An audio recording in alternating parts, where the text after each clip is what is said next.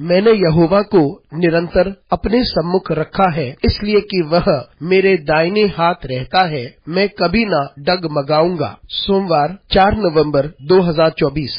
आज के मनन के लिए मैंने आप ही के लिए चुना है भजन संहिता 94 और उसका 19वां वाक्य। जब मेरे मन में बहुत सी चिंताएं होती हैं, तब हे यहोवा तेरी दी हुई शक्ति से मुझको सुख होता है। आपका दिन आशीषित हो। जब हम दर्द, परेशानी और व्याकुलता से होकर गुजरते हैं या हम बिखर जाते हैं, उस वक्त सिर्फ परमेश्वर है जो हमें सांत्वना देता है। आइए इस वाक्य पर मनन करते हैं। आज की सुबह का विषय है परमेश्वर हमें सांत्वना देता है। इस भजन में भजन का लिखने वाला इस बात पर जोर देता है कि परमेश्वर हमें कभी नहीं त्यागता है। हम सबसे बुरे समय से होकर गुजर सकते हैं, लेकिन परमेश्वर हमारे साथ यात्रा करता है। परमेश्वर उन्हें कभी त्यागता नहीं, वे उन्हें थामे रहता है, वे उन्हें प्रोत्साहन देता है और जिस दुख और मुसीबत से वे होकर गुजर रहे हैं, उसमें से वे उन्हें बाहर निकालता है। और इस विशेष वाक्य में भजन का लिखने वाला बताता है कि जब वे परेशानियों से होकर, घबराहट से होकर, चिंताओं से होकर गुजरता है, उसका मन